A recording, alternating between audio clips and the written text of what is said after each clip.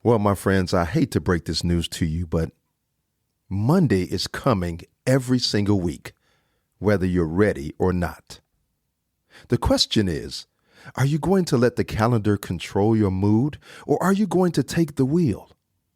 I'm your host, Corey Kennard, and on the Due to Expire podcast today, we are ending the cycle of living for the weekend and learning how to start to live for every single day, including Mondays. Now, let's grow.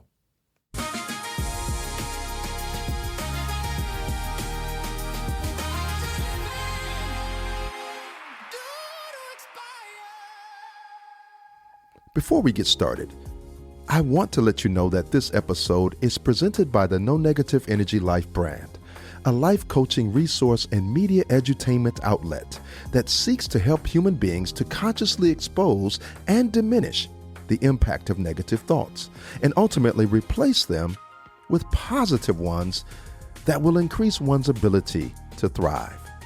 Check us out at nonegative.energy. That's no negative, all one phrase, .energy. Now, what is the fear of Mondays? The fear of any day, with Monday probably being the most popular, is also known as disania, which is a psychological phenomenon that causes a person to experience extreme difficulty in waking up and getting out of bed in the morning. It is often associated with feelings of anxiety, depression, and dread about the upcoming week. Now, there may be a number of factors that serve as the cause of feeling panicked about Mondays. Things like job dissatisfaction. This may be the biggest contributing factor when you really look at it. I have never heard from an employee or a business owner who absolutely loves what they do say that they just hate getting up to prepare for the workday or business day that lies ahead. However, if you're unhappy with your job, it's no wonder you dread going to work on Monday or any other day for that matter. Also, if you're not getting enough sleep, you're more likely to feel tired and sluggish on Monday morning, and you may feel what we call the Monday morning blues. But this may also have a lot to do with the fun that you had over the weekend. And now you're tired and you need more recovery time between Sunday and Monday. Maybe we'll call it Sunday and a half or pre-Monday. But guess what? That doesn't exist, and that's not reality. Furthermore, if you're worried about interacting with your coworkers or your boss for that matter because of different working styles or feeling like everyone is against you, you may dread going to work. And then there is the 6-letter profane word called, wait for it, stress.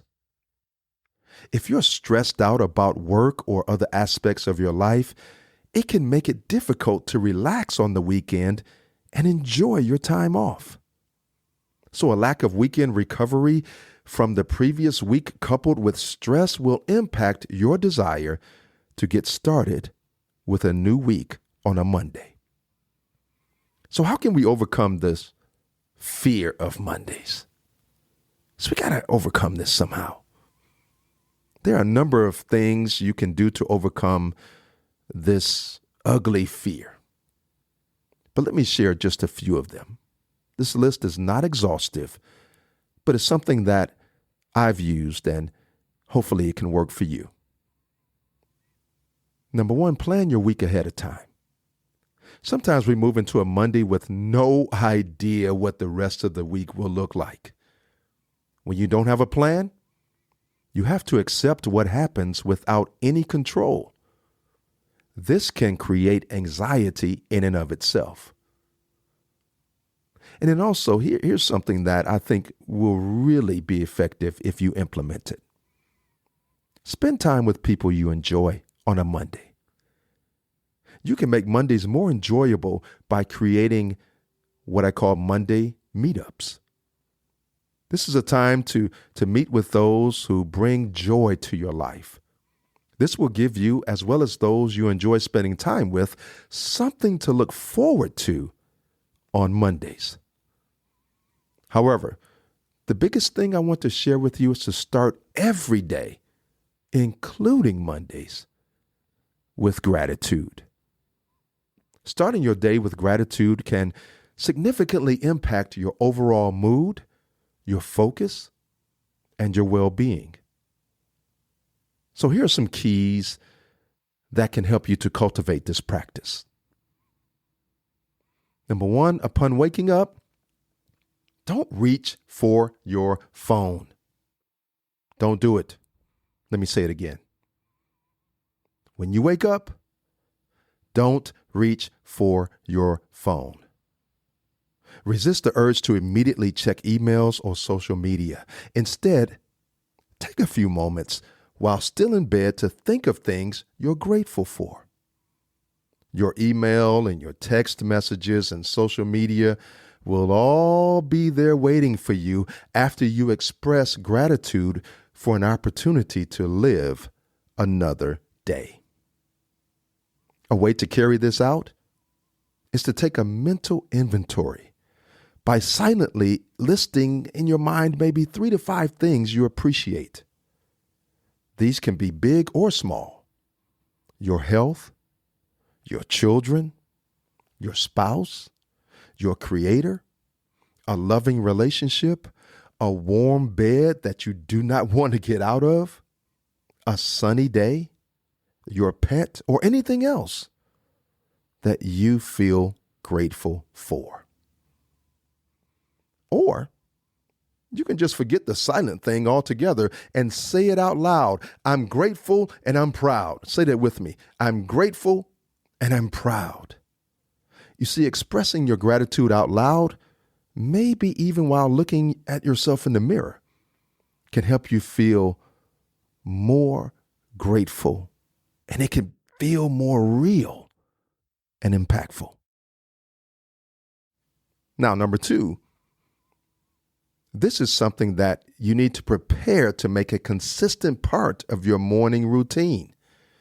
You cannot expect a change to happen just by doing this gratitude thing every once in a while. Just like you routinely shower, hopefully. Just like you routinely brush your teeth, hopefully.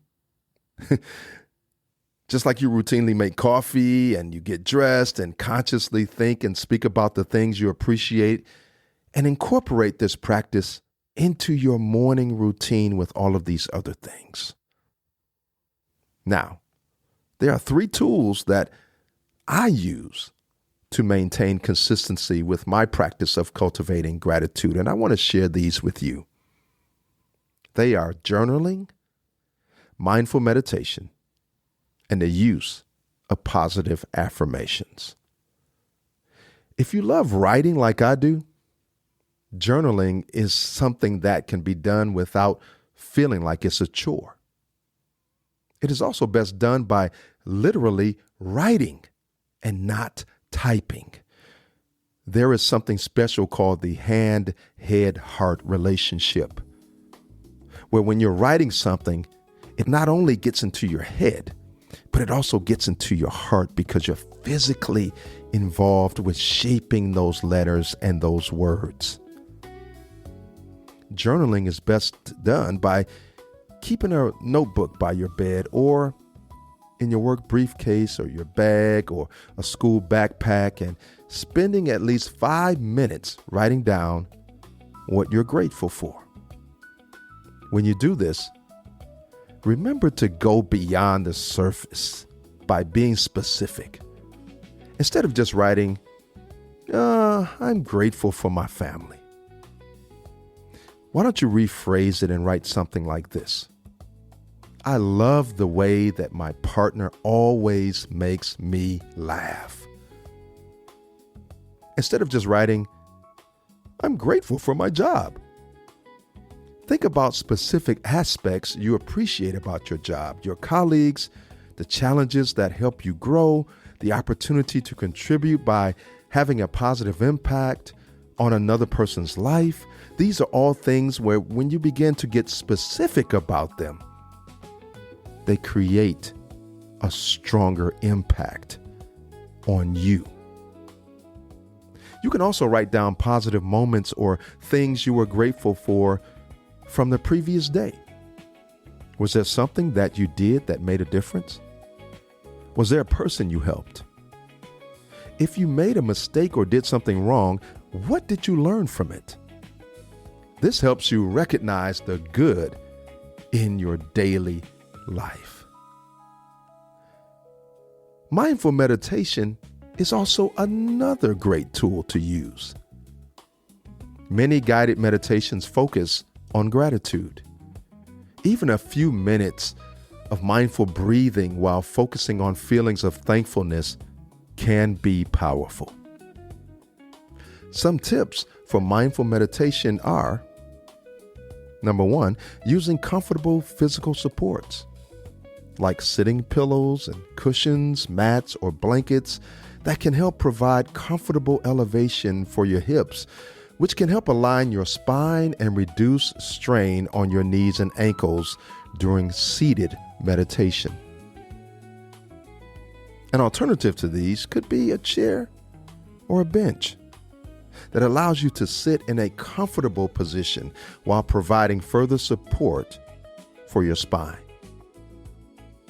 You can also tap into some great digital resources like meditation apps. There are many out there that offer guided meditations for various needs: stress, sleep, anxiety, focus, you name it. And they all can come in different lengths and experience levels. Many include features like progress tracking, reminders, and community forums. Then there are guided meditation recordings.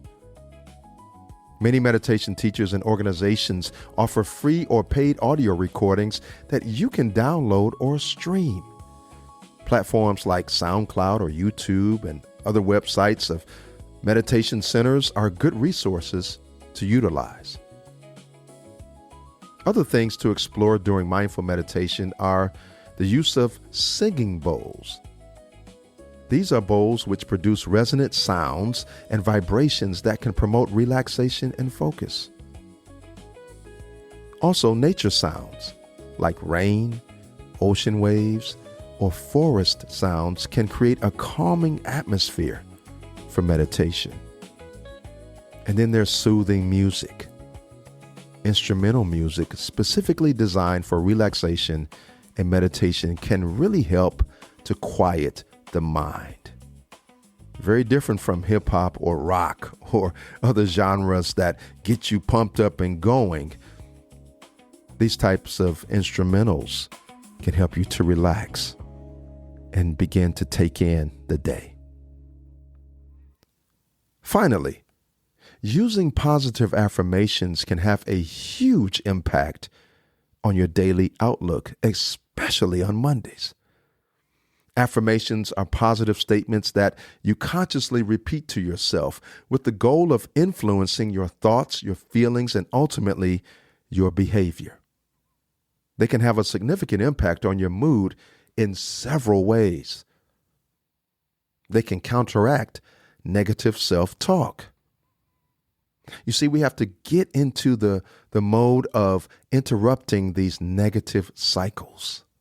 Negative thoughts can create a downward spiral, leading to feelings of sadness, anxiety, and low self-esteem.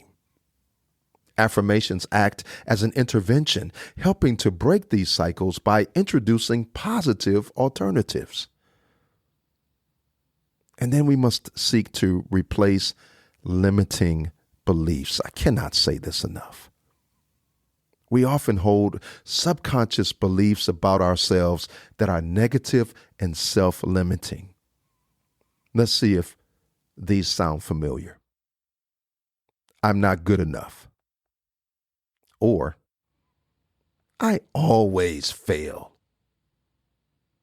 consistent affirmation of positive counter statements like, I am capable, or I learn from my experiences, can gradually challenge and weaken these ingrained negative beliefs.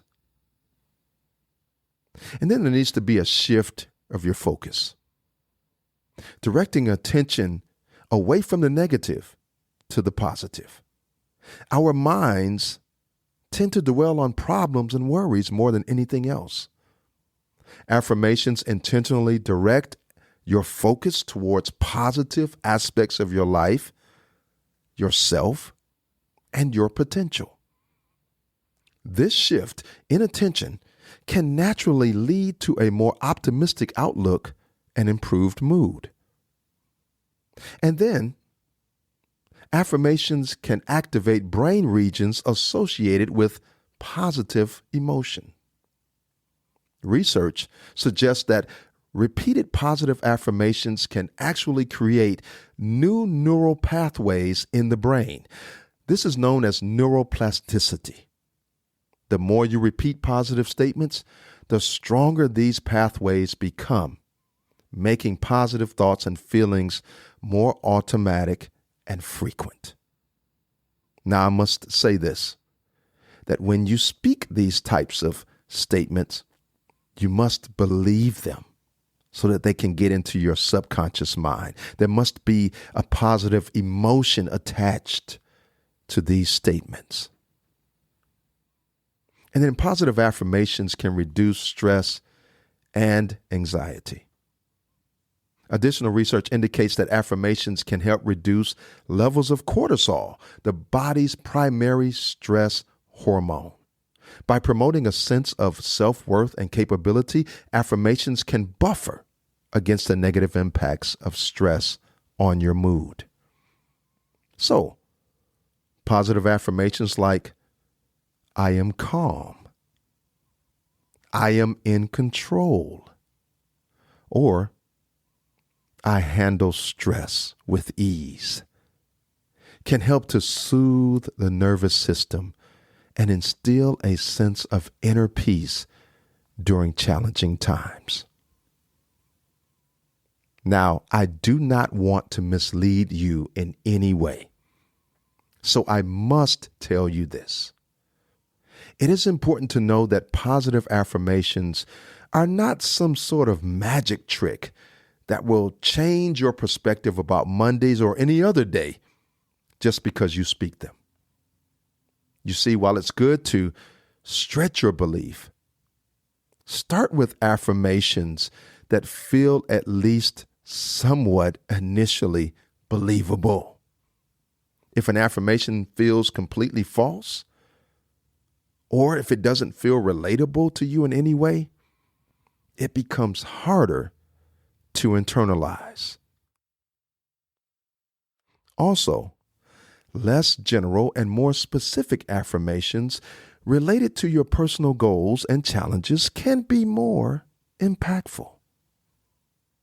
Another important factor is that saying affirmations with genuine feeling and visualizing the impact of the positive outcome can strengthen their effect. This is what I meant when I said you have to believe it and get it into your subconscious. It is your subconscious mind that will begin to drive how you act. It will begin to drive how you feel. But if you do not believe it, your subconscious mind will not accept it and act on it. A great book to read regarding this is The Power of the Subconscious Mind by Dr. Joseph Murphy. I recommend that book to you. Ultimately, affirmations in and of themselves are powerful, but they work best when combined with positive actions that support your affirmations. So in summary, using these 3 tools that I love to use, journaling, mindful meditation, and the use of positive affirmations to cultivate gratitude, can put you on the right path when facing the panic of Mondays. Remember, consistency is the key. Even a short burst of gratitude practice done consistently can be far more effective than infrequent, longer affirmation sessions.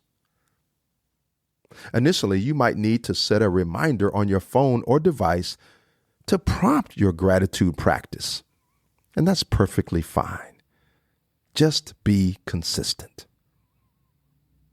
And when engaging in these practices, try to anchor them to something you already do every morning, like drinking your first cup of coffee or tea or water or whatever you do. Whatever you do consistently, attach these practices to it. In conclusion, the panic associated with Mondays, the fear of Mondays, the dread of Mondays is a common experience, but it doesn't have to control your life. By following these tips in this episode, you can learn to overcome the stress of Mondays and start enjoying your life again, regardless of whatever day it might be. So right now, reflect on your life. Are you prioritizing what truly matters? Are you acting with intention or letting time slip away? Decide today which ideas from this podcast you will begin to implement into your daily routine and go after it like your life depends on it, because it does. Since we are all due to expire, the question is, what will you do with your life between now and then? Thank you for listening. I'm your host, Corey Kennard.